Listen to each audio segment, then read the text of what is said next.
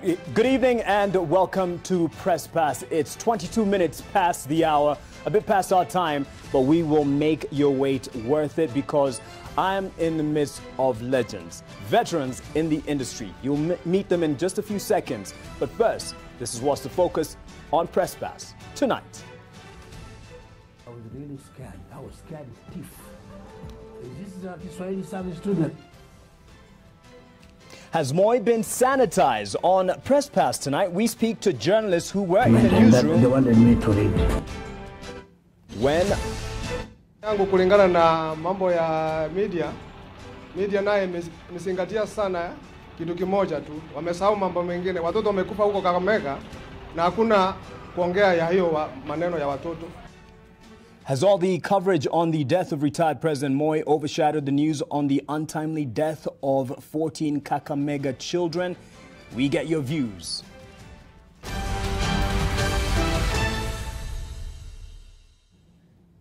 Welcome to Press Pass. And right next to me is Dorothy Kweu. They're all veteran journalists. I'll just give their names.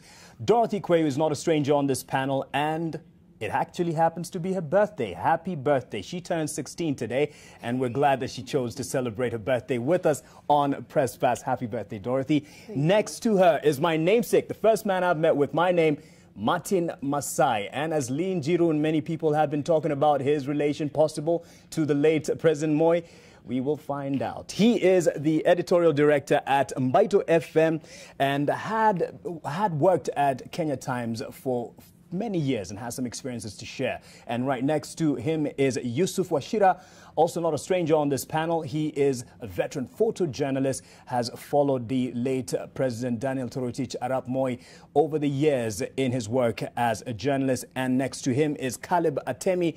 He is a biographer as well as a former editor here and bureau chief in various regions of the country. And right next to me is Joseph Warungu, another veteran who is currently a consulting editor at NTV, has worked at KTN. He was a founding journalist at KTN and has also worked at BBC to set up BBC Africa there, and has decided to come back and train us because we have a lot to learn. And so let's get started with your views. And from different parts of the country, and to be specific, we asked a few people from Kisii, from Murang'a, Mombasa, Kisumu, Eldoret, and we thank all our correspondents who got their views. And we asked, since the story of the death of retired President Daniel Toroitich Arap Moi broke on Tuesday, it has dominated the news despite other developments of the day. Here's what people had to say. Media is focusing too much, sometimes a whole day, on only one subject, the death of our former president. If we can make the whole country to go at a standstill, simply because we are mourning one individual, it is not very good. Kusema ati media inatumia wakati mwingi kuleta maneno ya Moi itakuwa ni vibaya kwa watu wanasema hivyo, kwa sababu wakati huu mambo ile iko ni mambo ya Moi, na unaona wanaleta mambo ya Moi na mambo ya watoto waliokufa Kakamega. Naona ni kama media imeangazia sana mambo ya kifo na Moi kuliko kutupea habari zingine zinazofanyika nchini. Kwa mfano ile kisa ya wale watoto wenye waliangamia huko Kakamega. Tunafaa tuambiwe venye zinaendelea, maybe ni wamefikia wapi, lakini kila saa ukiangalia TV, gazeti, redio ni Moi, Moi, Moi, Moi. Mimi naona sana watu wa magazeti kwa ukweli, hata radio, TV, wapi unapata tu ni maneno ya Moi. Ndiye alikuwa mtu mzuri, upande mwingine pia akawa upande mtu mbaya kidogo, unaona. So upande wa magazeti pia kutoa maneno ya Moi sasa inafaa wawache Moi pia, tuache Moi aende apumzike pole pole. We had two occasions in Kenya which happened the same week. That was the death of the children in Kakamega, the school children, and also the Moi's one. You see, in each and every occasion, newspaper, television, social media, people are only concentrating about Moi, whereas 14 children who were majorly, most of them dead, others were injured, no one even considered about them. Ndio baadaye angazia mambo ya mtu ambaye kwamba ashastaafu, mtu pengine hata sasa ni marehemu. Tunataka tuangaziwe watu ambao kwamba wanaendelea na maisha yanayotuhusu sisi wa Kenya. We need to focus more on the growing part of Kenya. Kenya itaendelea tu hata kama imekufa. Hizo story za hao watu wenye walikufa, watoto wenye walikufa Kakamega. We still need to mourn with those families because it's also a big loss for the families, for the school and for the county. Mimi naona kwamba kwa sababu ile kazi Moi alifanya, ile maendeleo ile kwa miaka yake 24 yenye alifanya, inabidi media yote Kenya ifocus kwa kazi yenye Moi alifanya. Kuna watu ambaye ni generation baada ya Moi, watu ya 2000, watu ya kuja pande wako kuona Moi, nataka wasikie kwa media saa hizi, kwa sababu after Tuesday maybe after Wednesday maybe hakutakuwa na nafasi nzuri ya kusikia maneno ya Moi. Hii ni wakati mzuri ya wananchi wadogo kusikia maneno ya Moi, kwa sababu Moi alifanya kazi mingi. Umepotea sana kwa mambo ya Moi, sababu unaweza kupata kama juzi watoto waliumia Kakamega. Unapata our next president, deputy president anakimbia huku na huku kushughulika. Nao wanasiasa wengi sasa wameenda kuishi kwa Moi, kukula na watu naumia hapa chini. Views from different parts of the country, and I'd like to thank all our correspondents who made that possible. And as you were listening, I'll go across the panel tonight and your views as you were listening. Dorothy, why should people care about what happened with the former statesman actually still, and the children, the balance of this all? They should care, Martin. Mark. It's okay, I understand you're in the middle of us. Double M. Yes. Okay. They should care because these are both very important happenings. There's somebody who has ruled a country or presided over the governance of a country for 24 years, even though he has been out of the scene for quite a number of years, 18 to be precise, cannot be wished away. And we also know that he has continued to wield a lot of clout in the background, even in his sunset years. Okay. To Martin, is the dominance justified in your view? I see justification in a sense because Moi is no ordinary person in the history of this country. You need to look at Moi as a fellow who bestrode this country as a colossus. This man was 12 years as vice president, 24 years as president, and he has other years in the Legislative Council, member of parliament, and as a minister. This is a man who has defined life of so many people in this country. And so I really would understand when people make noise, because many of the people around may not know that history. But people also need to understand issues of news values, understanding how media works, setting the agenda. I know that there are concerns about the death of 14 children. Is a tragedy that has happened. And I think, as I went through the newspapers, I may have seen acres of pages with so much copy about Moi. Yes. And maybe an update here and there. Yeah, about the children. There could be concerns, but I think Kenyans ought to understand that I think Moi will never die again. And really, this is a man who cannot just be wished away. Washira, I'm sure you saw this. People, the layman, sees this as one elderly, 95-year-old. In fact, he lived to his full life, and 14 children, untimely death. Where is your priority as newsmen? Please explain it. Personally, as a person who deals with images, the moment that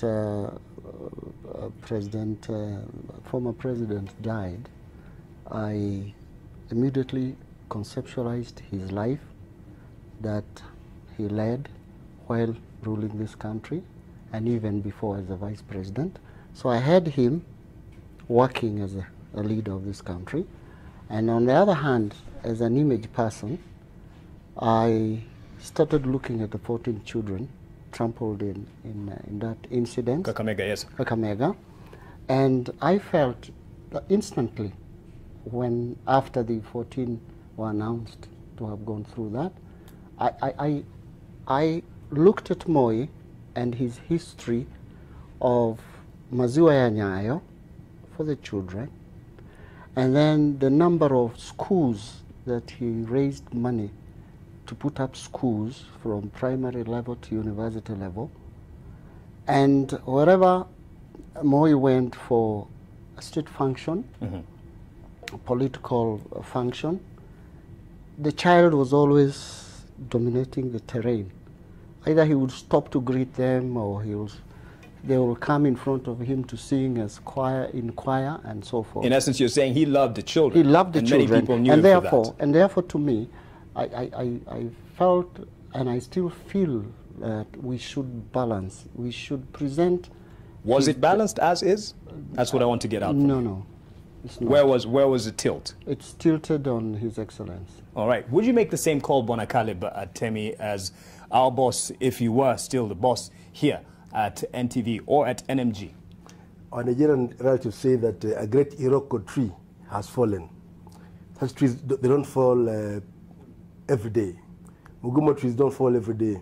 It falls once in a long time. Moi has been with us in politics, total probably 36 years, 12 as a VP, 24 as a president. And there's no politician who can show me among the prominent ones, from Raila Odinga to Kalonzo to Ruto, who was not touched by Daniel Arap Moi. Kibaki, all of them, name them, they all went through his hands. So it's unfortunate that, as a news editor, for instance, when you have a big story of the kids perishing and Moi dies, the pages just change. It's not your wish. It's news value. And when you talk about balance, yes, there's only so much you can say about the death of the children, because it's still a matter of an investigation. What more can you say, apart from the 14 have died, they're trampled upon, police are going to investigate? The other acres still have to go to Moi, because you can't give those children 20 pages. Right. So the issue of balance really doesn't arise. I think it just happened that they died. It happened at the time when the Iroko tree has fallen. All right. And the shadow fell on the children's story. Warungu, we agonized about this when we were trying to plan the rundown for the bulletins. Would you make a different call now, after seeing the complaints from many people, that you buried the children of Kakamega under the news of the late Moi? It's unfortunate, the tragedy in Kakamega, and I was torn as a journalist because it's a very unusual death with these kids in Kakamega. But on the other hand, President Moi, this is a man who's synonymous with the history of, contemporary history of Kenya. Yes. A lot of us who grew up in the Moi era did not imagine that this man could actually die. The way he was positioned, in fact, we had a law that it was almost an offense to imagine and encompass the death of the president. So for that to happen, it was like, okay, really? So it's a humongous event. This man, literally what, half the years that this country has been in existence since independence, Moi was a feature of that. Right. So I think I would balance. I think I would still lean on giving prominence to the death of a head of state, because we've only lost 2 in 56 years, and then we would still have time. The story of the children is still going to stay with us, because we now have to dig into what happens, how to prevent future tragedies like this. So Moi is still prominent, but I think we ought to have balanced it and made them share a little bit of the space. And don't forget that at the same time in Kakamega, we've had this tragedy. And don't forget coronavirus facing the country and even the globe, and many asking questions about where are we in terms of our security. But this was a comment by someone who you have worked with, I'm sure, a peer, Macharia Gaido. He said, watching TV talking heads, such as us, united in positive reminiscences of Moi era. That's fine. The man had his good sides. But what about Omar Ulenin and Mwandawiro, Paddy Onyango, Mtumishi, Kathangu, and many others who endured torture, jail, and exile? Let's tell the good, the bad, and the ugly. I'll start with, and anyone can jump in here. Atemi, do you agree with this statement? I think Moi has been hit so many times. If anybody were to be angry in this panel, I'll be very angry with Moi, because I suffered incarceration. I spent days and months, whatever, in various police stations, and his regime was a terror. Literally, he was a terrorist to his own people. But I think we've told so many stories about Moi's bad side, and there's barely anybody telling us about the little good side of him. Because no human being is 100% evil or bad. Mm-hmm. So I think Moi's bad story has been told and retold for decades. That when we come up with a little bit of his better side, I think we give people a different and anyone can jump in, because it sounded, at least what people are complaining about, is celebratory tone. Yeah, I personally look at Moi as a coin. Moi has two sides. He had heads and tails. And it just depends on what you see when you have tossed this coin. And I think probably sometimes many people toss and see the heads, the positive side of the man. And others, when they toss it, this coin, they still see the tails. There is no way a man who was not an angel would preside over state of affairs of a country for such a long time, and all of us like him in equal measure. It can't just be.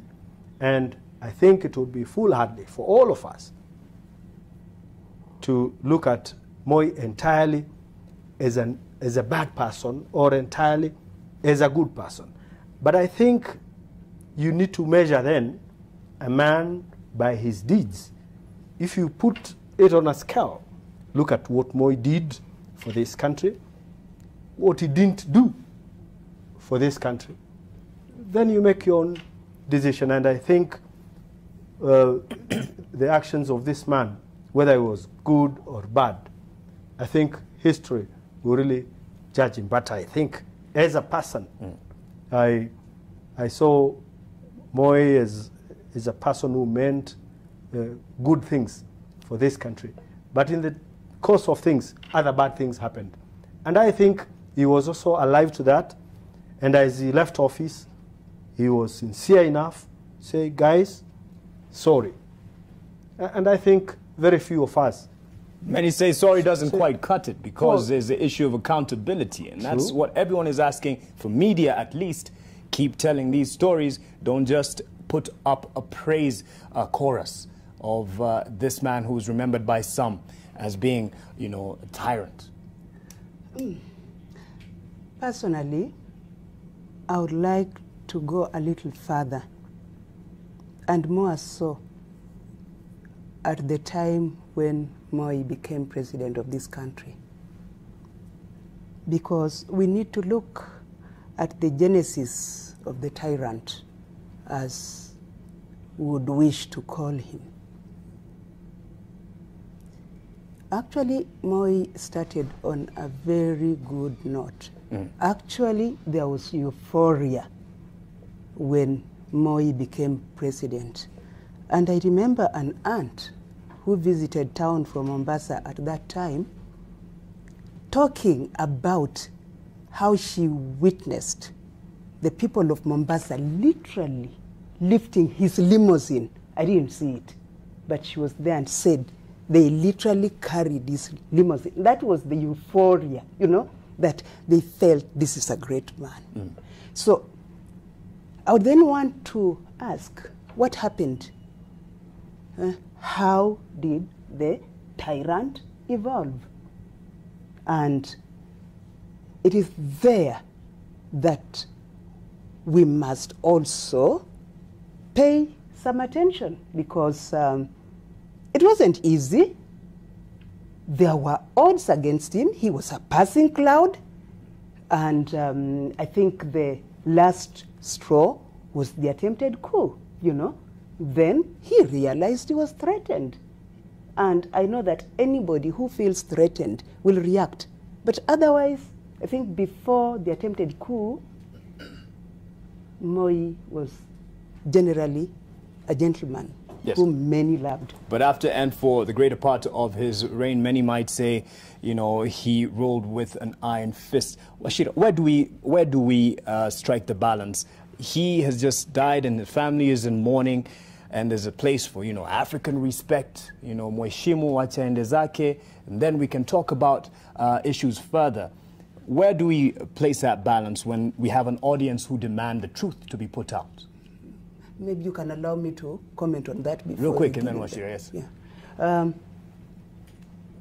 As an African, and a Luhya at that, we unfortunately or fortunately have this reverence for the dead. The dead may be a demon, but immediately a person dies, you take a back step, you know? You retreat a bit before you start pouring vitriol, you know? Because the feelings are still raw. It's true, Moi was not a saint. We have read and we have seen and we know, and we saw people falling from, I don't know which floor of Nyayo House, you know? And they were not suicides. These were people who were killed. We shall never know whether he ordered their death, because once you are there, you are accountable. So every evil that is meted on the people, you are accountable. But at the same time, there are people who are mourning. And one of our own, professor, no, who is this? Of own colleagues. We have this professor, the author of Mbaya Wetu, and the name has vanished. But carry on with what you're saying, one of our own. What he said in that book is that when you have a person, you know, your person is your person, you know, Mbaya Wetu, you know. Actually, it is Ken Walibora. Mbaya Wetu. He may be bad, but he's ours, you know. So there are people who are hurting because their father is dead. He may be 90, 95, even 103, but people are hurting. So it's important that we tone down kidogo, you know. We will have all the time to analyze him, but I think we need to pause a bit at this particular moment before we inter him, you know. I don't know, but that is me. Okay, you've said your part, and I need to take a break. Washira and Joseph and the rest of the panel will continue this discussion, because many said as well, guys, media in Kenya, you sanitized the late Daniel Toroitich Arap Moi. Mulimwosha na sabuni. Labda omo, that's not an advert I'm putting out there, but mulimwosha. Did media sanitize the late President Daniel Toroitich Arap Moi? You've seen those complaints by many who are following the news, Washira, and what's your take? Personally, I would go with the thought that Moi, as bad as we saw him for all those years, and as unfortunate as it were right now, he still deserves his place in history and some respect in line with our African traditions. But that does not stop the country from having a conversation about what he did, how, and what provoked him to do.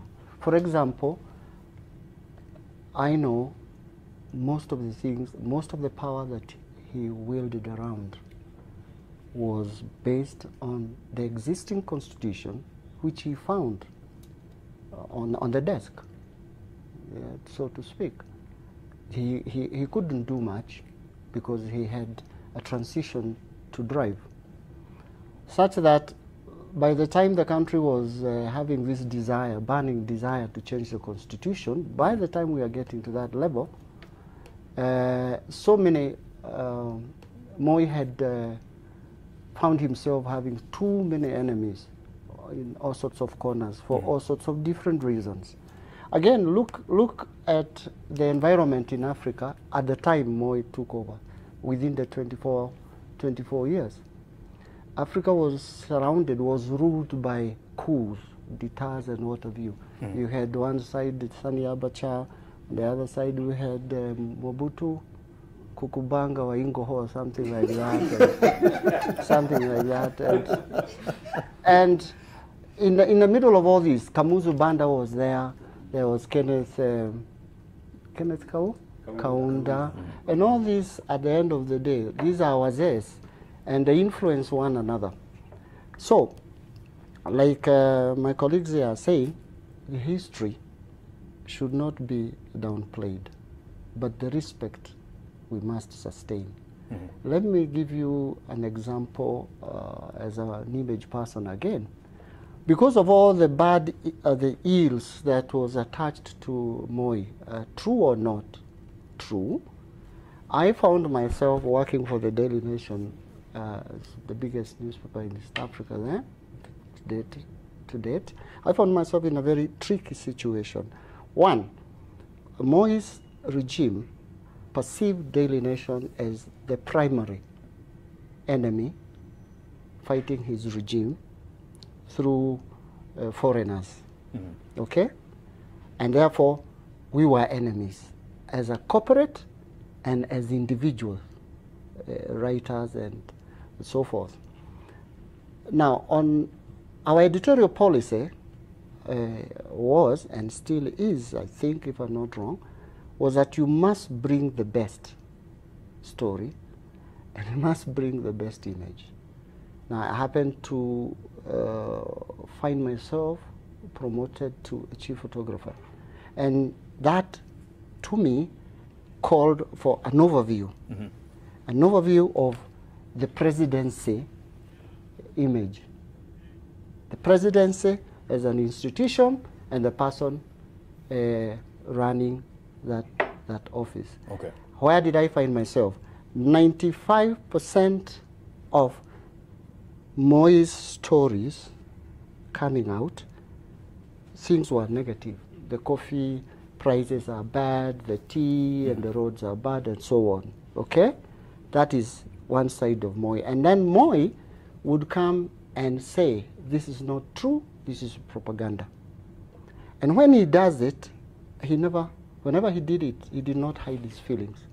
Whether he's at the airport, outside the church, in somebody's wedding, when he was to speak to the public, he picked the current most pressing point to him, yeah. to him as a president and as a person, because he is also a person.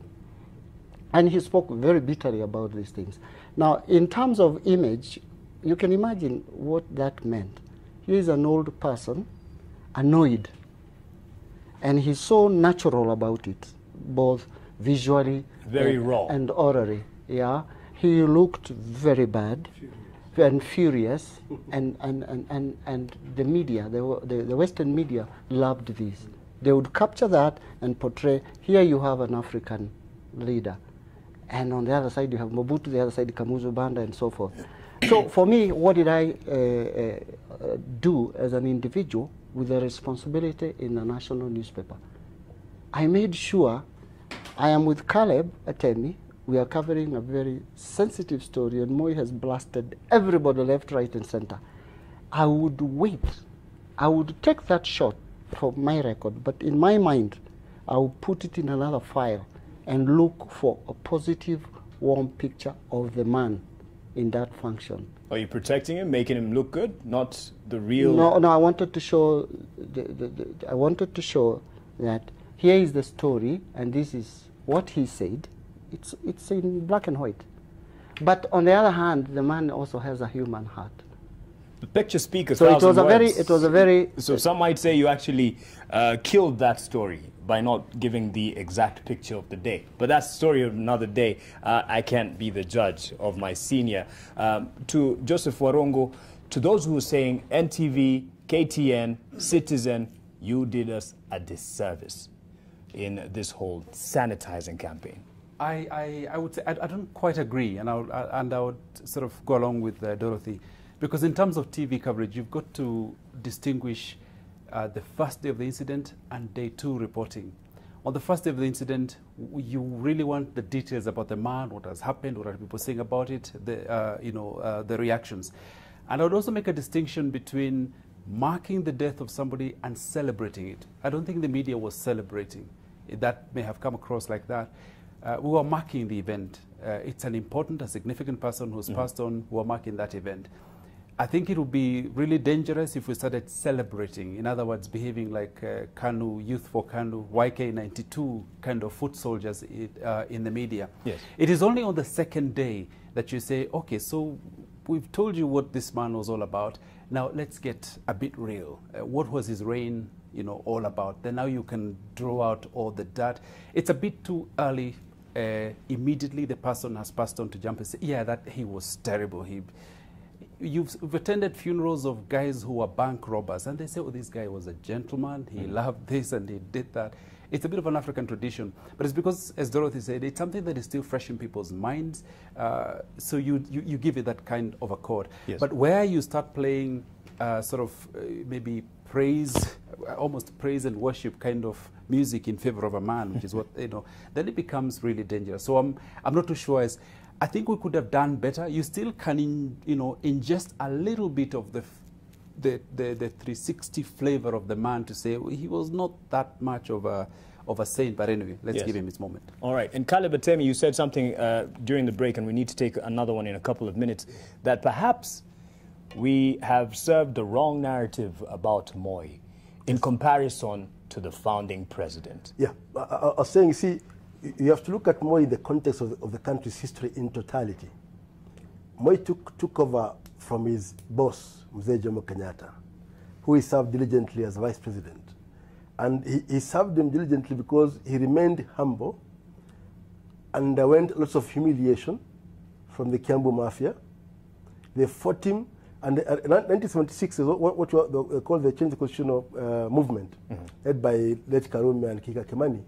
They wanted to stop, to change the law so that Moi does not act as president for 90 days in the event that the Kenyatta dies. Now, it's a book that I wrote, edited of the late Jeffrey Kareithi, former head of civil service. It's called Cool Under Fire. Kareithi says that when Jomo died, he made a call to the military to go and pick Moi from Kabarak, to bring him to Nairobi for swearing in. Meanwhile, the Ngorokos was dispatched to go and assassinate Moi. They passed each other somewhere in Lanet. These guys are going to kill the man, the guys will come to save the man. So that's the atmosphere under which he took over power. The number two, it was the Cold War. Russia, USSR versus America. Africa was awash with dictators. The whole world was dictatorial. Things we call democracy were neither here nor there. Those were stories that, like folktale. And then he comes in, he's trying to be a good man, plant trees, stop soil erosion. Then a coup happens. Okay? So most people I've interviewed, including the late Gikono Kiano, say Moi was a different man until the coup happened. He became a monster. So it's good to contextualize. You just don't condemn him, because compared to Jomo Kenyatta, Moi was an angel. The other guy was a terror. I was telling you, it was like several Shababs put together. Wow. His leadership was serious. At least Moi, you could crack a joke or draw a cartoon. You couldn't do that to Jomo Kenyatta. So we've condemned Moi so much as if there was no other president before him. Yes. Yeah. So we must carry the log from independence. Say these two characters were both evil or both good. Then we do a comparative study. It will be fair to the man. All right. And yes, real quick. But I then think that the best thing is just to present these stories as they are, so that when we have voices that are critical of Moi, those voices are heard. If there are voices that appreciate what Moi did, those voices are heard. And I think that's the fairest the media can get, because those voices are there. And to muzzle any won't be fair. For instance, to chastise the media that you are sanitizing Moi, when people are speaking about the good things he may have done to this country. And there are quite a lot of things that you may quite enumerate and speak about what Moi did. And I think, to be fair, if there are people who are quite aggrieved, let those voices also be given their space. All right, let's take a break at this point, and when we come back, I want the personal account. In my generation, I feel the worst that we have faced as media is perhaps there's a shutdown, as well as after the swearing in, the parallel swearing in. But there's also that raid in media houses at the Standard Media Group, and we feel that that was quite bad. They will tell us what they faced when they were sitting at that newsroom as editors in different media houses at that time. Mtukufu Rais Daniel Toroitich Arap Moi. That's how bulletins would start. I remember that happening back in the day. Every bulletin would start with something about the President Daniel Toroitich Arap Moi, whether he was at a church, whether he stopped over, greeted the people along the way from one place to another. And we have come a mighty long way. As a founding journalist at KTN, you were an anchor as well, and it's good to see that this is me in a few years, and you look good. Yes. So you were in an era where you'd have to start the bulletin with Moi, whether you liked it or not. But there's something that changed. What happened? Yes, actually, it was my time at KBC. I started reading news from around 1984. And we didn't have teleprompters or an autocue, yes. My colleague here behind the camera is wondering, he was in the newsroom before we were in the womb. You imagine that. We've come a long way, so thank God for Moi. KBC, yes. And when you're looking at the camera, you only have papers because you didn't have that modern technology, because every single story had to start with His Excellency. And actually, up to today, if you just told me where did President Moi go, the rest I can. His Excellency President Daniel Arap Moi today joined fellow worshippers at St. Andrew's Church in Nairobi. Speaking after the church service, he emphasized on the importance of water for the nation and for unity amongst the people. Amongst those who were present was Vice President George Saitoti, the Minister for this, Minister for that, Assistant Minister for this. Such a template. 10 minutes of that. So the shift to, we were the founder reporters at KTN when it started in 1990. And we wanted to do things differently. Strangely enough, the person who helped in that revolution was himself the very same editor-in-chief we had at KBC, Harmony Gambi. He was our editor. And we said, we have to tell these stories differently. We have to find a way where the president merits his place on the running order of the news. And the way we did that, and remember these were the days of the campaign for multi-party democracy in the early 90s, was we'd do a very strong feature, maybe somewhere in Western, maybe some Bukusu circumcision ceremony, really good pictures, and run it as story number one, immediately followed by Moi, maybe he's gone to church, and would listen out. One night, any calls? Nothing. The next day, would do two features, story number 3. Until when there were no complaints, you know, we pushed him down. Now he had to warrant his place, and it was a difficult thing to do. And then I remember attending a press conference. The late William Ole Ntimama was Minister for Local Government, and what he announced was a bombshell. I can't remember what the news was, but it was, as I was dashing out, he called me, "Hey, Rudi hapa, listen, mzee, wachia mzee pale." You know, he was saying, "I know this is big news, but can you please make sure that I do not, you know, go above His Excellency?" I told him, "No, this one, sir. This is the biggest news today." Yeah. So the ministers themselves were worried when you lead with their news and Moi comes as number 2, that causes problems. Luckily for us, there were no mobile phones, so all the editor had to do was approve the running order. Yeah, do this, yeah, Moi wake up on number 5. Then he would disappear. So when the calls come in the newsroom, you're just a young, you say, our editor's not around this year, but where is he? We don't know where he's gone. So, and then the next day the editor would come, he would get those calls, and say, really? Is that what they did? No, but I left them. He'd make some excuses. Yes.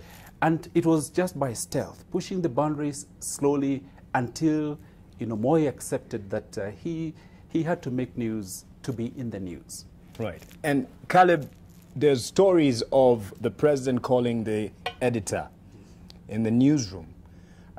Were they did you get them? And like, what are your experiences on that? There's only one time when he called the news desk, and I think he must have been bored or something. I picked up the phone.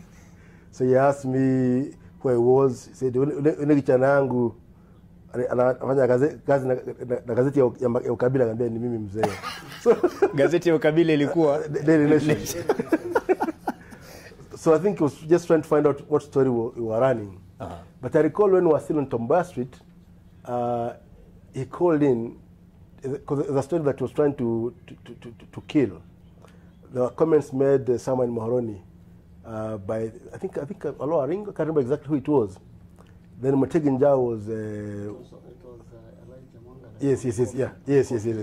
Corruption and coffee. And Mutegi politely told him, "We can't kill the story, sir. This is our job. We are doing a good job. Just we are doing a good job to run the nation." And nothing happened to him. Nothing happened. What Moi would do is that the following day he would condemn you in a public rally. He would call you vinyangariko wa magazeti. So, gazeti ni ya kufunga nyama didn't just start the other day. But wherever you went, wherever you walked, wherever you drank, because we used to, journalism and alcohol were synonymous. We were cousins, were first cousins.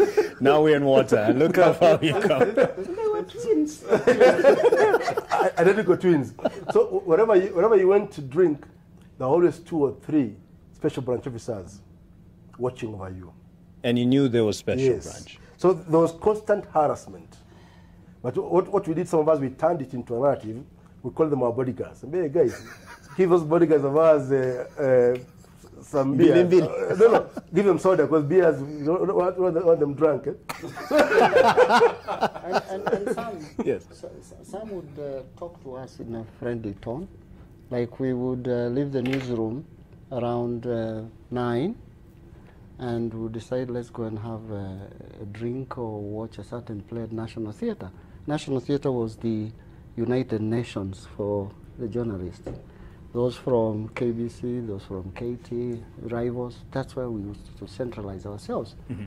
So you release off the tension with the thespians, you laugh it off, yeah? Mm. And then after some time, because people operating on KBS, there were no borders. And no Uber, definitely. Yes, and we were not getting call-ons for the scribes, yeah? So we were depending on KBS, which was very efficient before it was killed later on. Mm.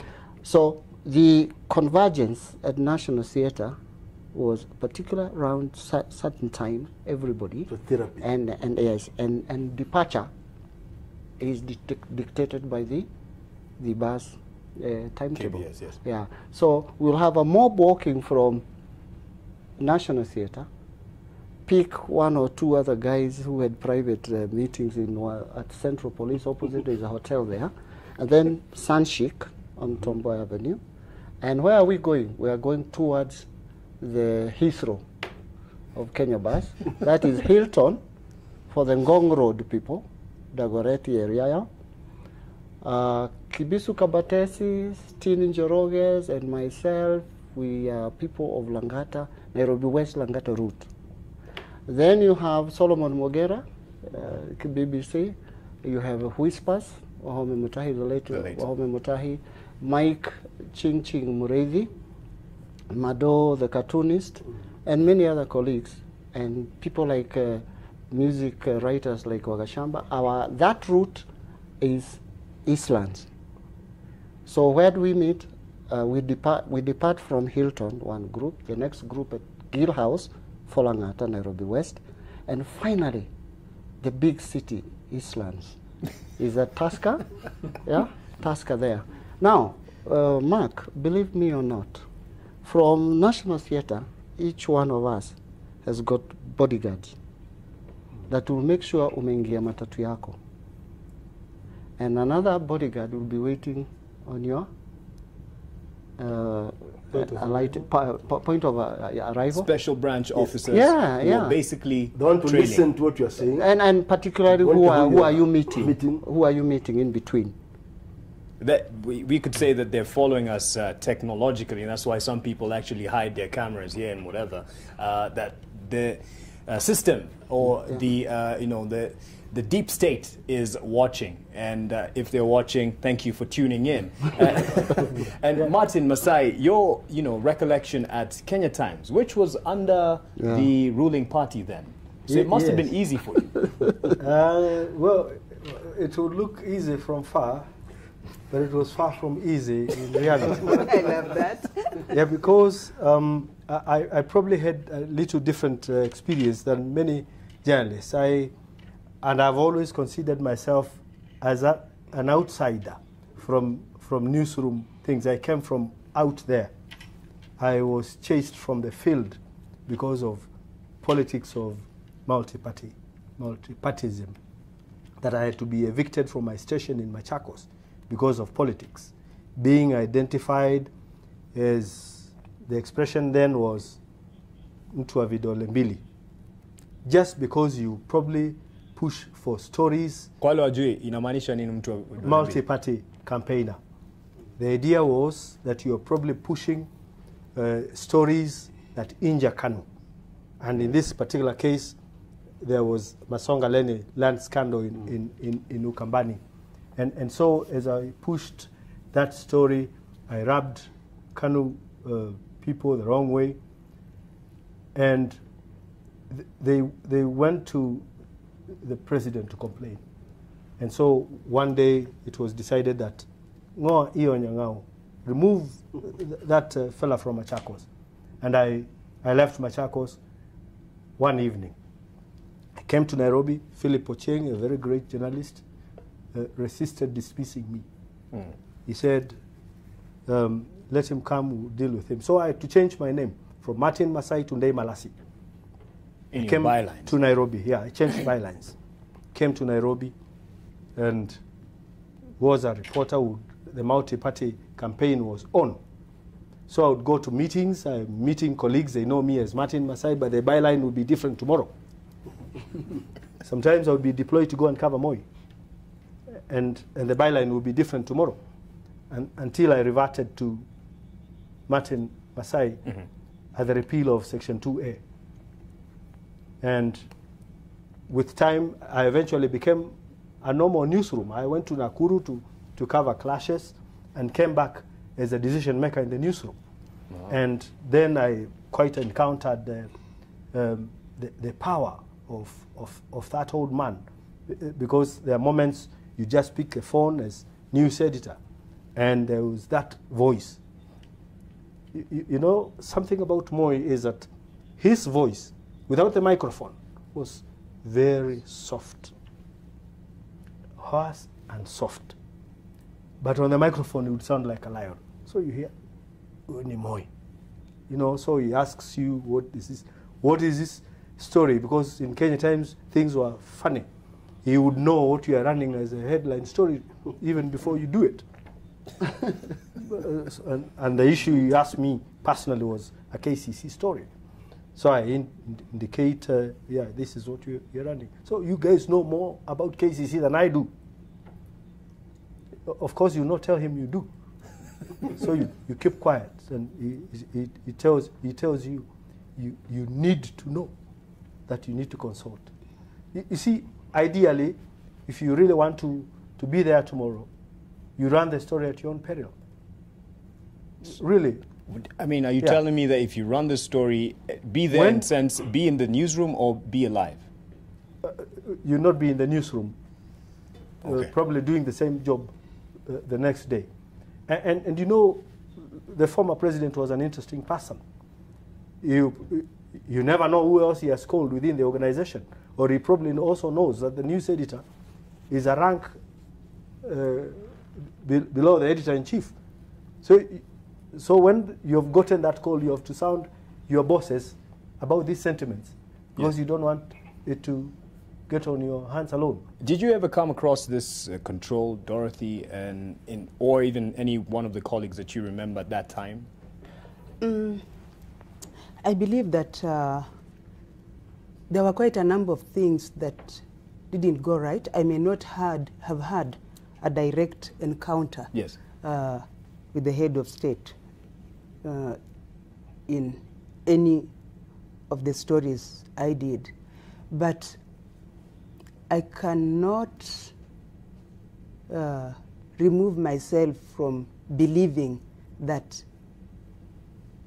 he or his associates had a hand in one of the most scary stories I did, and it never saw the light of day. The public editor, Peter Mwaura, was our editor-in-chief at that time.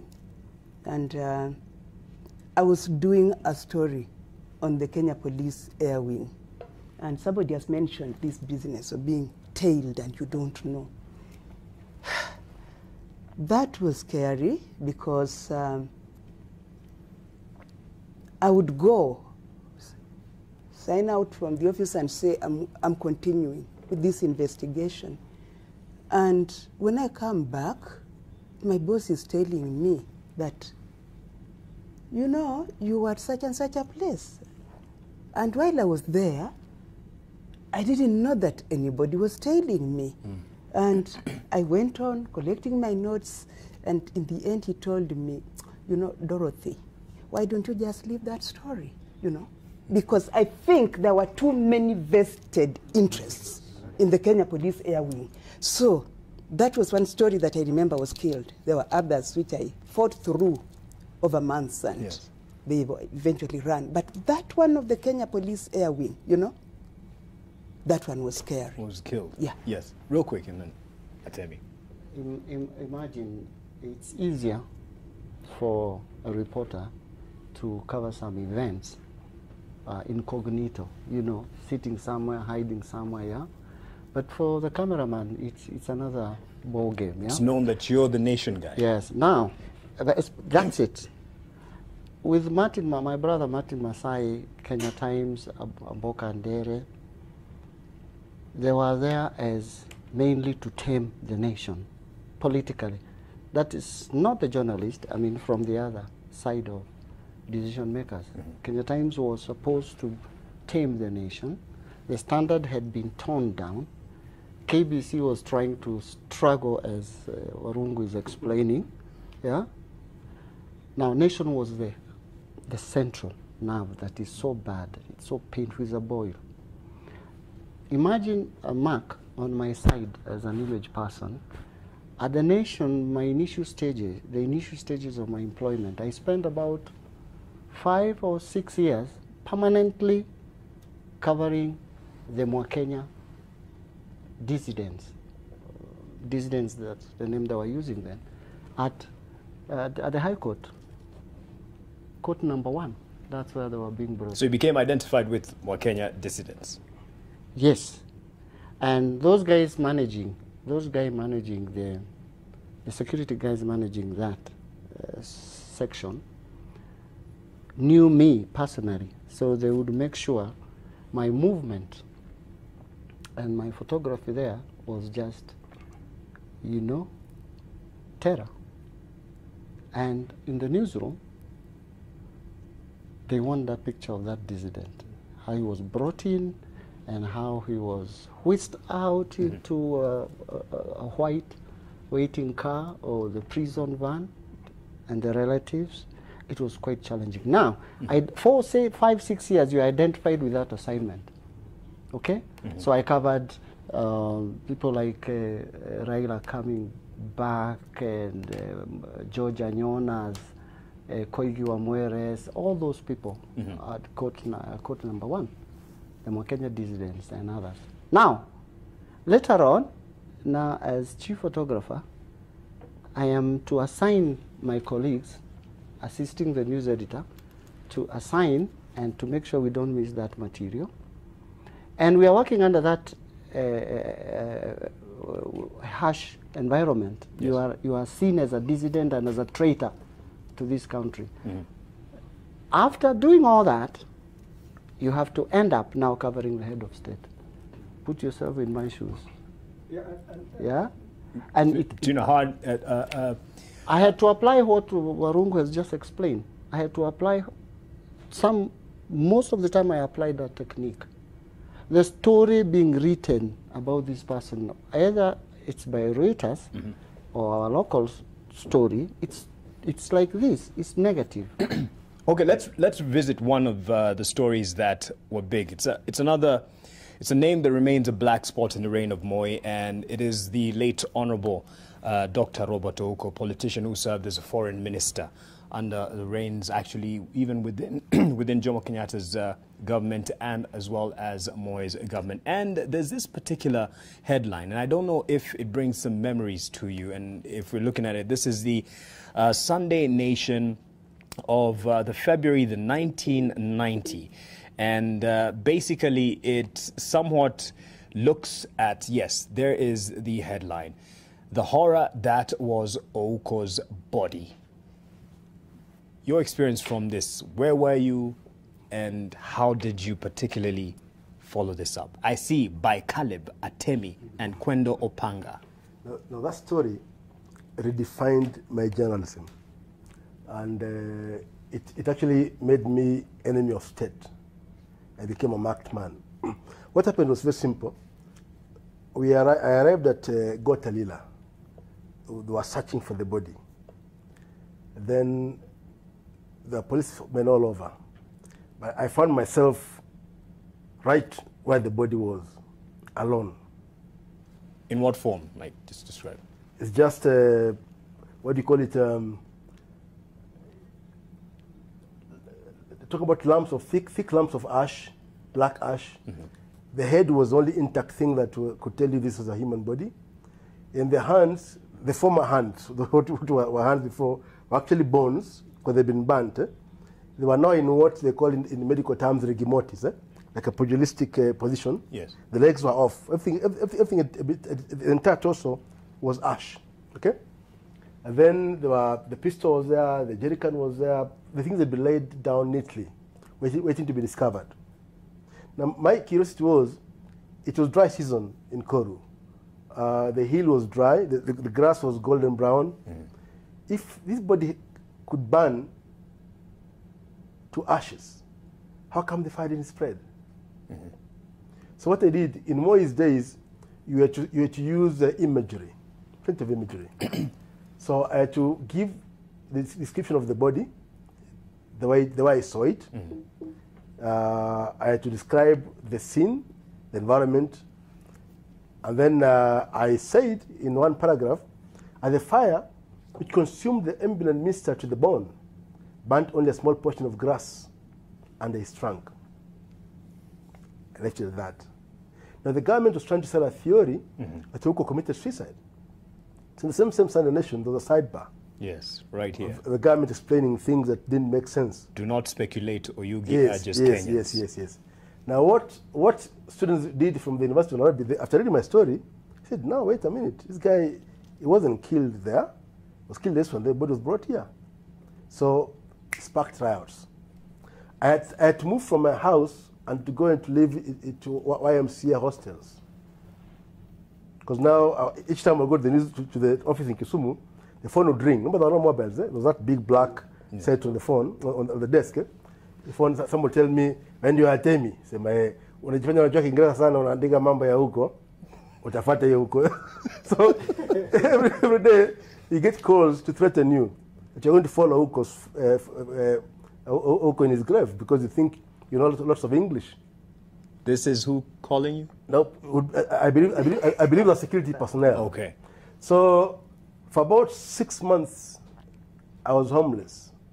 But now there was lots of unity in Kisumu those days. So all reporters joined me. The late Thomas Onyata and the late Warambo Wino. We all moved into the hostels for security because now none of us was safe. And then there were terrible riots. The people who died in the Ouko era are not accounted for. The women and girls who were raped and molested are not accounted for. I believe there were hundreds of people who were killed. Is this a story, in your view, someone who covered it, something that should be followed up or just bury it? Definitely. That's why I did a piece yesterday in Nation. I said that whatever Moi is, that burden, he's going to the grave with that burden of Ouko on his shoulder.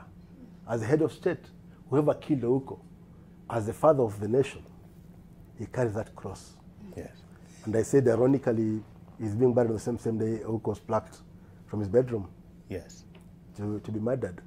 And the pathologist said, actually, if you follow the forensic evidence of the inquiry, this man was tortured. They broke his collarbone, broke his arms, broke his legs, it's called compound fractures, then forced him into a kneeling position and shot him through the head. He set the body ablaze. According to Ian West, who was the Scotland Yard pathologist, they actually burned him, they were actually grilling the body. They would turn the body. It was a what do you call it, a result of constant burning over very many hours. So it's like passing a message to anybody else who was going to fight corruption. Because Ouko was killed, was picked from his house the week he was drafting a report on corruption in Kenya. And that's the price he had to pay. Yes. So I think the message was, whoever wants to do like Ouko, you should just leave your face slightly burned, and the rest of you will be ash. And did that stop you from your line of duty in terms of a journalist? How did that change your course? Ironically, in Moi days, the more they beat you, the tougher you became. I think you were like, which animal would we say? You are beaten by the lion, but you still go and, no, like the mongoose. You were like the mongoose. The cobra bites you, but you still move on. Because I remember I would cover like the clashes, for instance. And then tomorrow you are arrested, you are taken to court. There was always the same charge. You are charged with publishing malicious and damaging statements to endanger state security. So I've appeared in courts in Kericho, in Kisumu. My cases will disappear. But this emboldened you in your duty as a journalist. Actually, you now begin enjoying it. Wow. That's the irony. Yeah. I'll share some of these later, but I remember one time I was arrested in, just still after the Ouko murder. I was picked from my office by policemen. They came quite a number, about 50 of them. But then I called lawyer, the current MP for, it's called Olago Aluoch. He came and not to escort me to the police headquarters, because now I'm his client. Yes. Now he made a mistake of, I think, was a bit rude to the policeman. They distracted him, and before, I think by the time he turned, I disappeared. This guy had blindfolded me and threw me to Land Rover. I found myself in Kakamega police station. So here I was, they keep you for very many hours without food. I refused to take the food.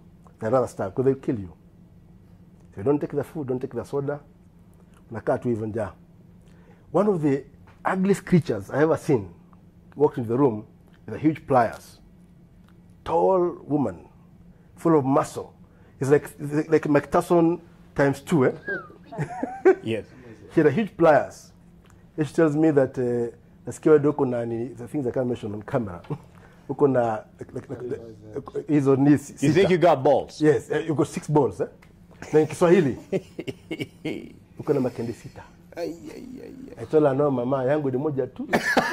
Lakini ni ya chuma. The things you go through. You don't know what's ordered your arrest.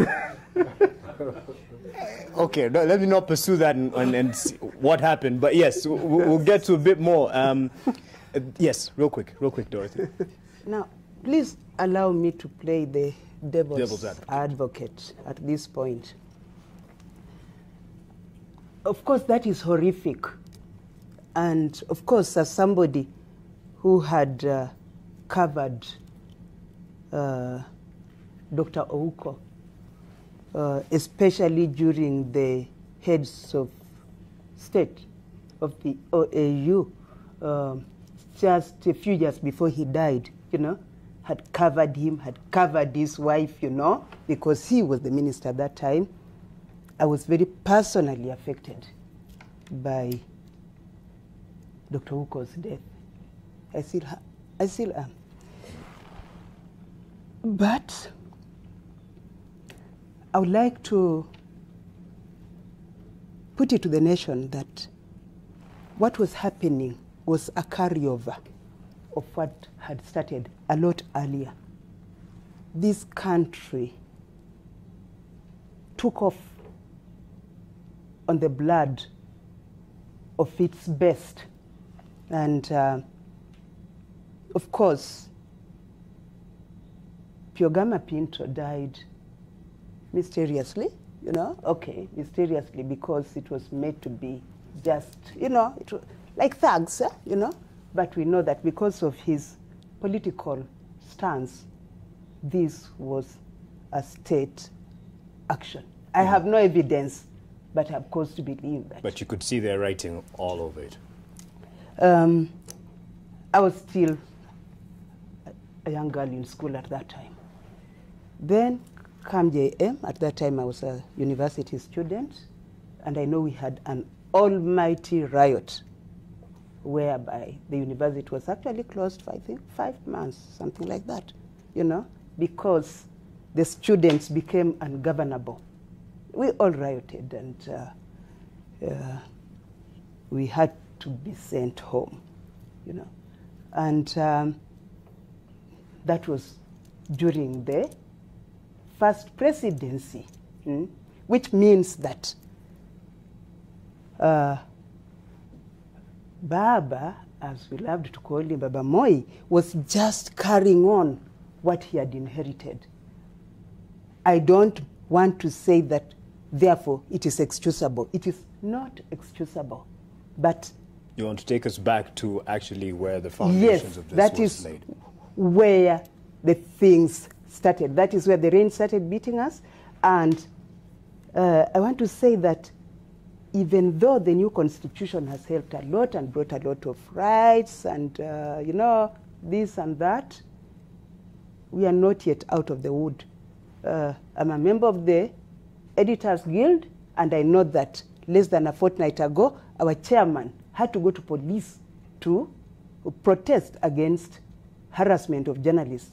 You know, it means that we are still in the woods, yes, and that nobody is quite safe who is opposed. But thank God, yes. But thank God there's no woman with big pliers who's threatening to squeeze 1 or 2 pebbles here and there. That is what I wanted to say, that in as much as we demonize Moi, and there is a lot to demonize him about, let us not forget the genesis of the Moi tyranny.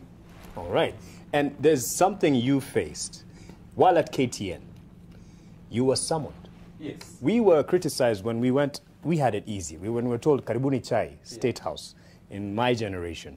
You were summoned for something totally different. Tell us what happened. We were, again, in the heady days of multi-party democracy. And there's a story we put out on KTN, and the following morning, the entire newsroom was summoned to State House. From the chairman of the board to our editor-in-chief, the reporters, the whole team. And we didn't know what we'd been called there for. But I knew things were wrong because I used to travel with Moi quite a bit to a few places, especially outside countries. So I was, you know, I was quite known to some of the, you know, outriders and his security team. And I noticed that they were not even looking at me in the eye, and so we knew this was trouble. And we kept being shifted from one waiting room to another, like 3. Even guys, you know, they're not really talking to you, no one is telling you, your chairman is quiet. And then in walks Moi. I've never seen his eyes so red. You almost thought he had smoked something. And he sits down, breathing heavily, and he doesn't even say, and he said, you know, there's no good morning or anything. It was very early on in the morning. So it turns out what the issue was, we had an image, we had a video clip of Jaramogi Oginga Odinga, who was leading, you know, the multi-party campaign. And our biggest sin, and you know, Moi had unwritten editorial guidelines, which he never shared with the media. It was his parallel. But he would go to his book, And our biggest mistake was it's okay to put Jaramogi's image on TV, but not his voice. So we had played a clip where Jaramogi was actually speaking. So it's not what we call in television. It was not, you know, a mute image. And the man was so furious. He had a go at us for 30 minutes. Tugani, look at it, you know. I've never been so terrified. And you're seated like a few feet from him. The man who actually saved us was the chairman of the board, you know, Mr. Kangwana, because he knew how to engage the president. So he immediately went into that praise and worship with Hitch, and people like Oloringo say, Mtukufurahis, you know, when you look at this, these are all kids. Wamezaliwa wote hawa, you know, watoto wa uhuru, hata hawajui ni nini, without your effort. Wewe ni mzazi number one, teacher number one.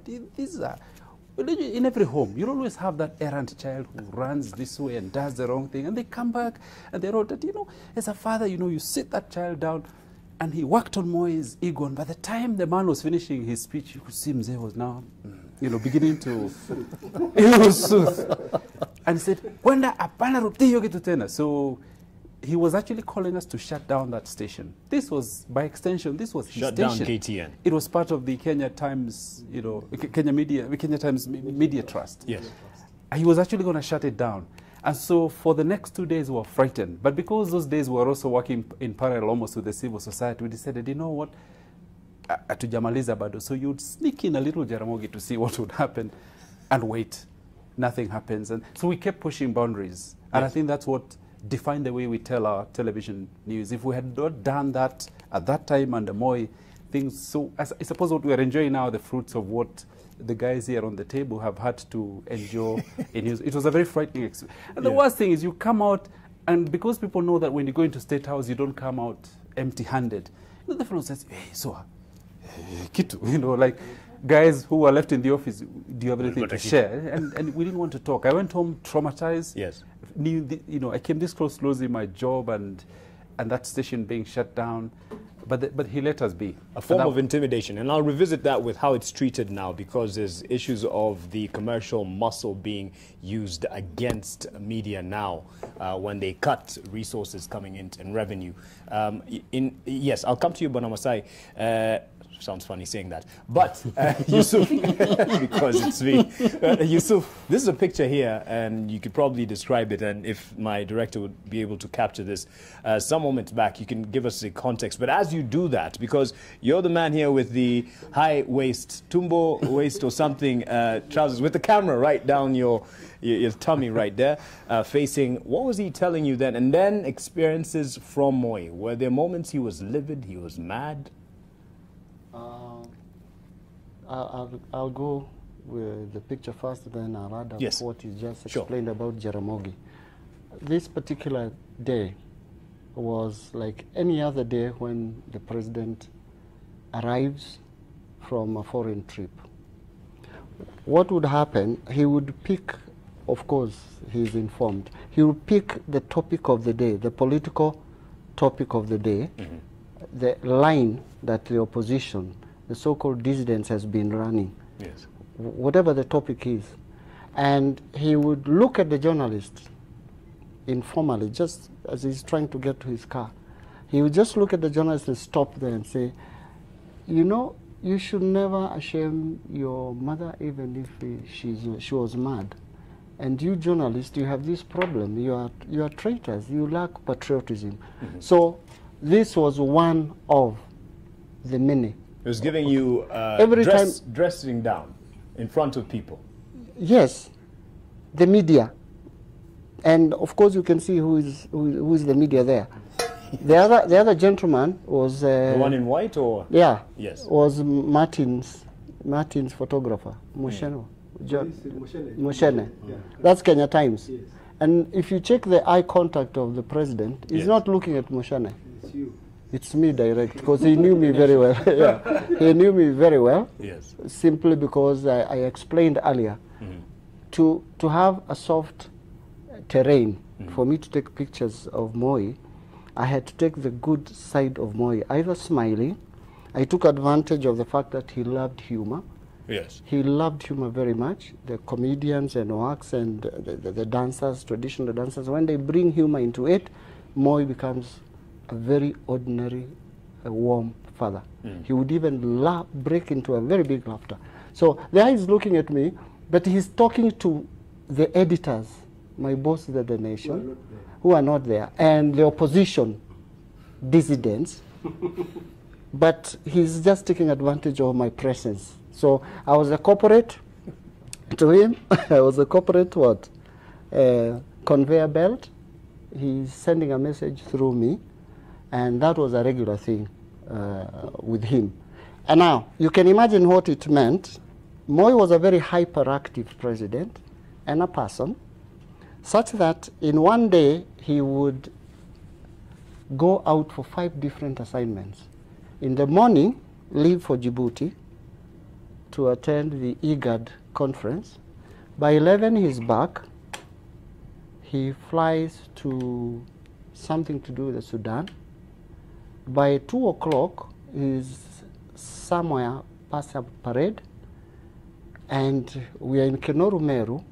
By 6 o'clock, he's in Eldoret.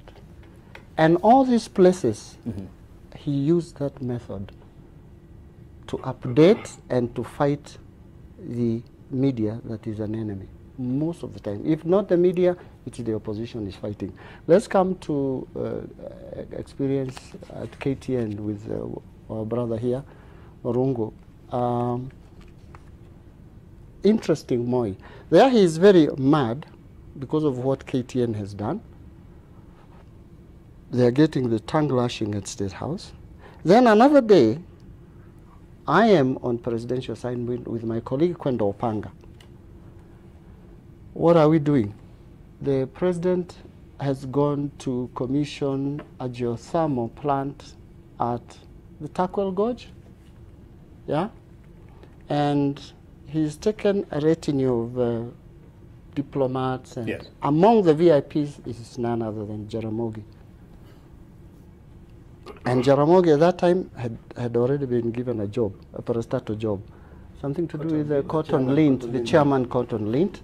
And his health wasn't, he was not in his best of health. He had issues with the eyesight and kidogo limpish. He's quite old. Now, it is the same president, and this is what I was talking about that you called, why you sanitizing Moi. This is what I would take advantage of. Moi, literally, after getting out of the car and all the diplomats are next to him, he went straight for Jaramogi and held his hand and started explaining to Jaramogi very softly what the project is all about, whispering, and he's moving on Jaramogi's pace. He slowed himself down to that level. And that is when Jaramogi announced, proclaimed that Moi is like a giraffe. Now Nambali. That was the day, that was the afternoon at Takwel Gorge. Wow. So here you have, 1 minute, the KTN is on fire, Mzee is furious, but another day, he goes to the same Jaramogi and things are different. And it's human. Yeah, real quick, what I was saying. And this brings me to the question of assigning reporters to cover Moi. Because of the nature of Moi's temperament, there was always a constant danger of deploying anyone, and the reporter comes back telling you, Moi didn't say anything. There was no story. Probably because the president is furious because of all these things. And when he started speaking, his utterances were so scattered that you couldn't join those statements to a story. Hence, any one time you wanted to deploy somebody to go and cover Moi, it had to be an experienced person who is able to take notes, notice that the president's thread, his thinking, has stopped at some point. He has jumped onto something else. And when you think he's done, he comes at the end of things to connect where he left. That was the man. And you know, you couldn't just cover Moi without looking at him, because Many of the things that he would say that would have more meaning were in gestures. Right. Or the language. And I can tell you for now, that's what's happening as we're wrapping up.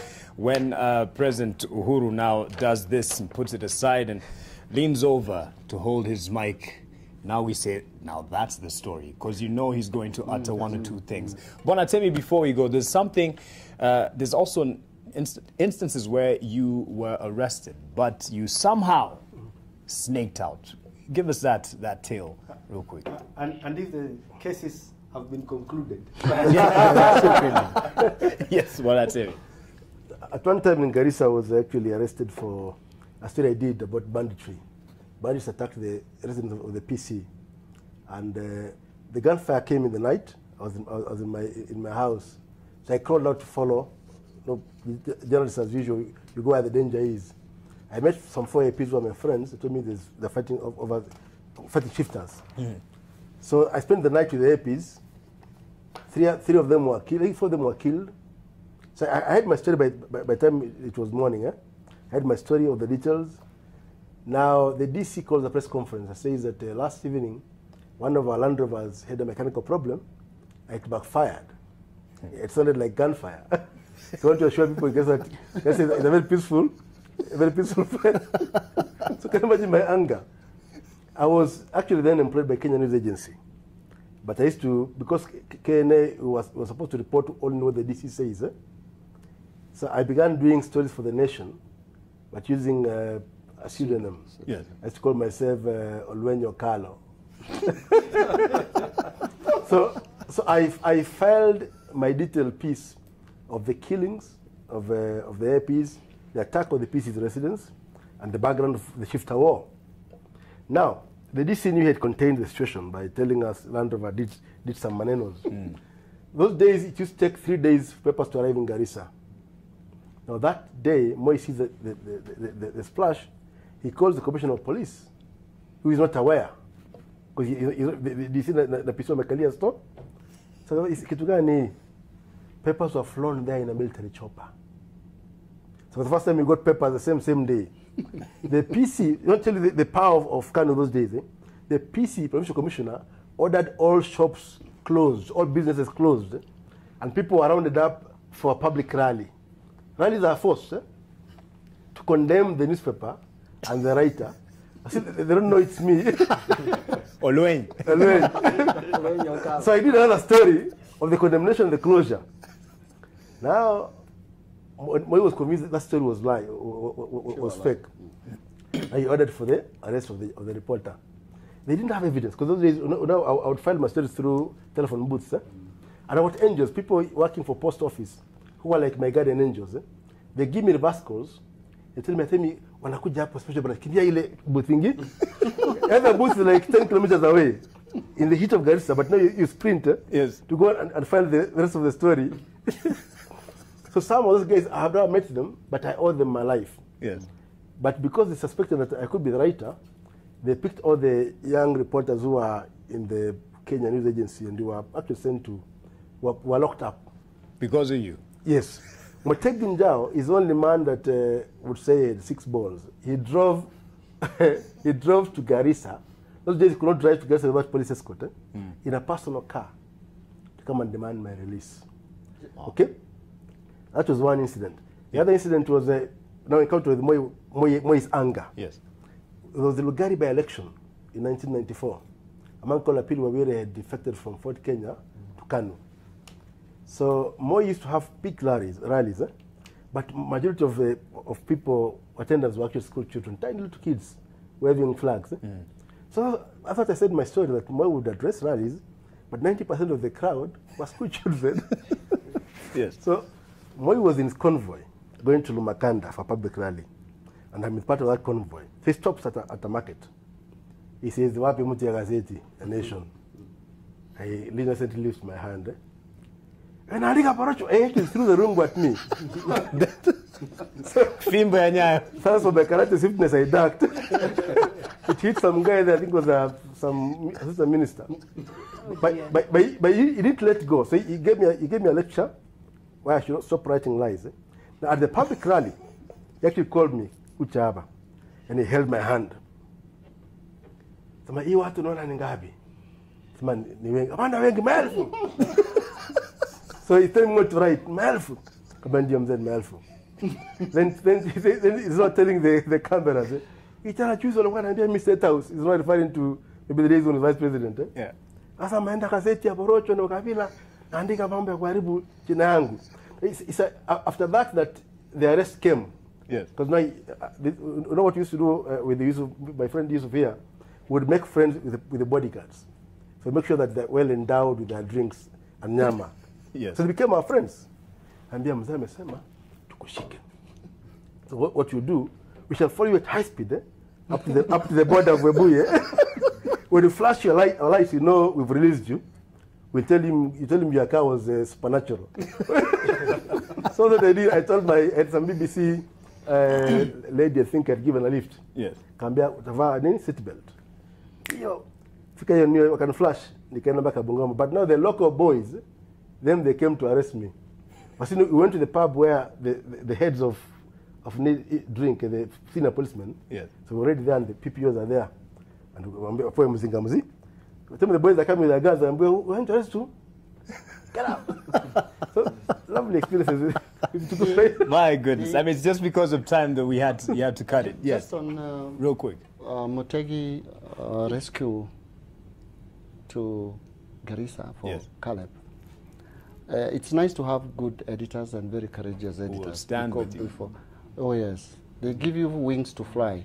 Motegi had just received a brand new Mazda saloon. It was the in thing. Yes. Then in the saloon cars, and he had generally retired from the newsroom. He was somewhere having his tea around midnight, and we didn't have these modern gadgets, but somehow he got the information. And Motegi took the brand new car from National Theatre and drove non-stop to Garissa. To get his man. And Motegi had an accident that saw him limping from that day onwards. From that incident? Yes. And he told the provincial commissioner, even if Jesus Christ was a PC here, we're still going to get our stories. And that was it. I was just adding that. I mean, salute to beautiful. Yeah. Oh, I mean, yes. just the other day I was threatened to mile. go to industrial area and Joseph was willing to let me go. Oh yes, I said I'll bring porridge. But I mean, it's great experiences that you're sharing. But as you really quickly wind up, we're way past our time. Do you think the things that we're able to do now that you couldn't do then, do we have it easier? And how should we utilize our space? Real quick. I think things are relatively easier in the sense that we have the law to fall back on. And the new constitution, as I mentioned earlier, has done a lot of things. Of course, we are not yet where we ought to be, but things are a lot easier than they used to be. Bwana Martin? Yeah, you've come a long way. Technology has kicked in, and I think the current journalist, all he needs is courage, because things have changed. No matter how much we may dismiss magazeti kama vitu ya kufunga nyama, you can probably just say so. There's really nothing else that you can do. We must continue protecting these spaces because there will be constant advances to lessen, the playing field. And I think we need to encourage media organizations to appreciate the vast knowledge that there is with veterans, much older people who know things, who are not active. Yes. And I think it's necessary for media organizations to continue to make use of that resource. When I look at BBC, the people I see on screen, the people I listen on radio, knowledgeable people, when things happen, doesn't need to go to any library. They really know. And we have that kind of resource locally, and I think it's necessary to continue using it. Technology has kicked in. Anyone can now be a journalist. Some of us began with this talk of a reverse call. I'm not so sure that you know what a reverse call is. Not too clear about that. You'd go to a booth. It's a call me back. And I've heard of it, but I haven't. And the dial system hadn't quite come, so you have to.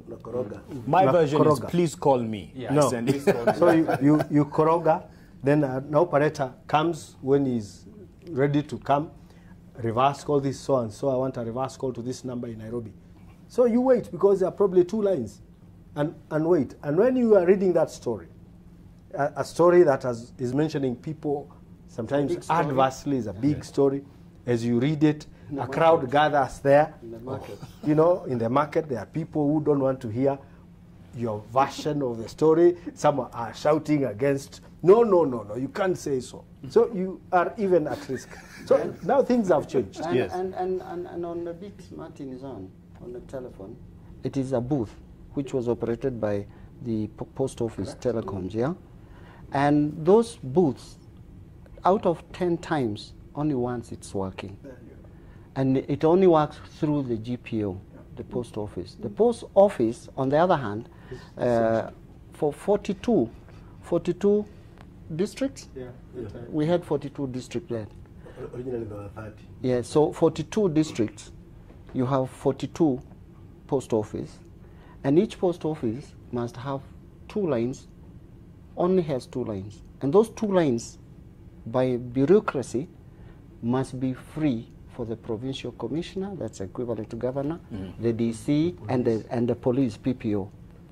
So, like Martin is explaining, when you want to do a reverse, you have to pray for 3 things. 1, the booth, the nearest, which is 4 kilometers away, is functional. To get a functional booth, number 1. Number 2, to get access to the post office man, operator. 2. Number 3, the line is clear. You can get him, but the DC is online talking to the PC. The whole district is at standstill as far as communication, flow of information is concerned. Now, reverse means once the post gentleman has got a line for you, he has to call your boss. Why? The bosses, the news editor there, has to control his expenditure. And then to avoid fake journalists and all what have you, you have to identify your person. Again, because of flow, the importance of news, the news editor wants maybe the story from Dorothy. It's more important than one from Atemi. So I will only clear Dorothy because of the deadline and the importance of the story, then later on Atemi. Atemi, meanwhile, is hanging on a booth that the DC again, it was simply terrible. We're just thinking of network. Come on, tunapata network. So like Martin is saying here, technology is here with the contemporary journalist. Please take advantage of it and penetrate deeper into the society, the stories, the hard stories, the features, and the works. All right. Please do so. For us, we had a quick one. I was stationed with Caleb, stationed at Kisumu to cover the Ouko Commission of Inquiry for a year. And this is what I had to do every day, twice a day. Cover the session until 10 a.m. We're talking of technology. We are behind that time. From 10 a.m., when the bench goes for breaks for tea, I would quickly wind my film and write quick captions by hand, look for an envelope, seal it, sellotape it, run to Kisumu CBD to the what do you call them? Pujo. There were Pujo taxis, public taxis. Bukana, Wepesi, and Bukana, and the rest, and Bukinyas of this Kenya. And you look for the one that is almost filled up, and you sweet talk the driver. Say, I am Mark Masai from Nation. What time are you leaving? Another 10 minutes from now. Okay, this is mine, please. nipelekee Nairobi. So you have to stand there if he accepts. If not, you have to try the second one. Same thing. It's same thing. So once he accepts, you cannot leave, and you pray nothing happens at the nothing happens at the assignment. Yeah. So because you're trying. You've already sent the first version of the story. Yes. Yes. So you only leave after the vehicle has left. Immediately after that, you have to run to for the nearest and to the nearest booth again. Scenario is the same. Chances. You are praying your God all the time. God was great. We've definitely come. And then you call the reverse, you go through, and that's the time you explain. I have sent my material through KVX, estimated time of arrival, area, Nyamakema. The offices are somewhere near XYZ Lodging and Bo. Please send somebody there. And that's how. And imagine, and we were meeting deadlines. It's remarkable. Dorothy, is that right? Yes. At one time, me and my brother Kwendo Panga had to cover the Great Lakes Conference in Entebbe, where Clinton was the guest of honor. And Moi had just modernized, Presidential Press had just modernized their network, the cameras and the works and what. There was an aircraft. We had an aircraft there. And when APs and the rest were filing, Kwendo could not file because he is in a hotel in Kampala because we couldn't get a place in Entebbe. And Nation started consuming stories from AP and Reuters because Kwendo could not file back. And what did I do? I was lucky. I talked to Linjiro team and I gave them my bahasha, and it flew because they were flying their material to KBC and to KTN. So what are we saying here with my brothers here? You have the latest technology. Please do more. You have what the Sister Dorothy is talking about. The Constitution is now friendly. I saw the other day, I couldn't believe it, riot at Kenyatta University. The policemen and journalists, they are working together. They break for lunch. Yeah. Ebu Jama, you stay cool. Well, let's meet at 2. Hey, my brother, at 2 o'clock. We have deadlines to beat. What's wrong with you? You know. Funny. Yeah. So things have changed for the better. All right. Exploit. We will. And Bwana Atemi, the man with 6. No, let's just stay with the man with courage. The man with courage. Your advice. Well, mine is very simple. I think my colleagues here have touched on the advantages that you guys have. All I can say that I'm glad you have Warungu here. Yes. Because what this team can see while seated, it requires you to climb the tallest mountain and still not see what you can see. Yes. So I think it's good to make use of those who've been there before. And I think in Israel, all over the world are doing that. They get elders as consultants. Like no Moi has died. Yes. There are people who, even if you Google, you will not get the information that this team has. Yes. So it's easier to get the older fellows to do the background for you. Background checks. And you enrich your story. Then lastly, do more features. Features are lacking. We don't have. Dorothy used to do wonderful features in the Daily Nation. We used to do features as a duty. You spend months following one article. And people would buy the paper because they know they expect a story from Atemi or from Dorothy, where research detailed pieces. We need to go back there. We need to go back there. What were your last words? I think mine is quick. There's a saying in my language that when your house catches fire, you might as well warm yourself in that heat. What I mean by that is even amongst dictators, there are good fruits. I'm trying to say that I credit President Moi for my international journalism career. I would not be where I am today if I had not been given a chance through KTN accompanying the presidential press unit to places like Nigeria, Rwanda, Zambia, Ethiopia during Mengistu's time. And that then helped me to see, like when I went to Zambia and they were also clamoring for multi-party democracy and, doing vox pops. I was doing things I could not do in my own country. Those guys say, to hell with this regime, one party. And so Kenyans also were seeing a different perspective. So just by appreciating, the African context and the African scenario in different, places, it gave me an opportunity to see, oh, there is life. You know, when you're in this country and the more you think life ends in your village. But when you get out, you say, kumbe, there are also other Africans who are brave enough. They don't have those Atemi two things, but they're also, brave enough to counter that. So I credit Moi with helping me to see that there is another world outside of Kenya. And suddenly you can start putting what we call the dictator within a certain context in the the politics of the time. So, and to say thanks for these conversations that should be recorded somewhere. Oh yeah, I mean, I got carried away, and that's why we're at past midnight and past your birthday. Sorry, Dorothy, for that. But thank you for spending the last minutes of your birthday with us. And thank you for watching, for those who are still watching, for being patient, for the team that's made it possible. Even the team in studio have been having fun following the stories there. Thank you, Bwana Martin Masai. Thank you, Bwana Yusuf Washira. Thank you to Caleb Atemi. And thank you to Joseph Warungu. And a lot to learn from our seniors here. Thank you for watching. Have yourself a good night.